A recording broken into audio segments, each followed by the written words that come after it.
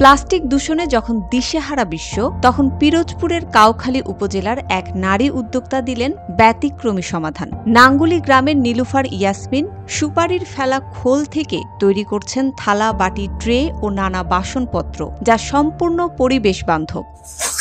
প্রথমে আমরা এই খোল সংগ্রহ করার পর মাটি শুকাইতে হয়, প্রায় 6-7 দিন শুকাইতে হয়। তারপরে ভালোভাবে শুকানোর পর বানানোর আগে ভিজাইতে হয়, ভিজানোর পরে তারপর 2024 সালের জানুয়ারিতে স্বামী ইঞ্জিনিয়ার জুয়েলের সহযোগিতায় নিজস্ব উদ্ভাবনে গড়ে তোলেন মেশিন।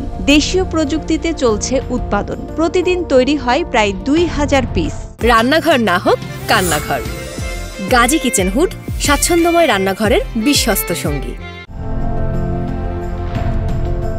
প্রথমে বিভিন্ন জায়গা থেকে সংগ্রহ করা হয় সুপারি পাতার খোল। এরপর পাতাগুলো ধুয়ে পরিষ্কার ও জীবাণুমুক্ত করা হয়। এসব খোল নির্দিষ্ট সাইজে কেটে ছাঁচের মেশিনে বসিয়ে তাপ ও ছাপ প্রয়োগ করে নানা আকৃতি দেয়া হয়। এতে কয়েক মিনিটের মধ্যে তৈরি হয় নান্দনিক সব পণ্য। একসময় সুপারি গাছের এই খোল শুধু জ্বালানির কাজে ব্যবহার হলেও এখন তা পরিণত হচ্ছে শিল্পে। অনেকটা ফেলনা এই সুপারির খোলই এখন হয়ে উঠেছে আয়ের বড় উৎস। স্থানীয় কৃষকদের কাছ থেকে ন্যায্য মূল্যে সংগ্রহ করা খোলে যেমন বেড়েছে আয়, তেমনি সৃষ্টি হয়েছে নতুন কর্মসংস্থান। সুপারি চাষও বেড়েছে কয়েক গুণ।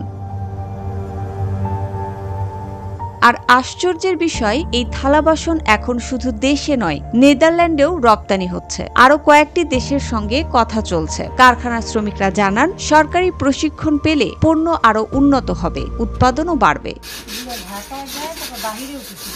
হাজারো বেকারের মাঝে নীলুফা ইয়াসমিন প্রমাণ করেছেন, উদ্যোগ, উদ্ভাবন আর ইচ্ছা থাকলে গ্রাম থেকেই বদলে দেয়া যায় পরিবেশ ও অর্থনীতি।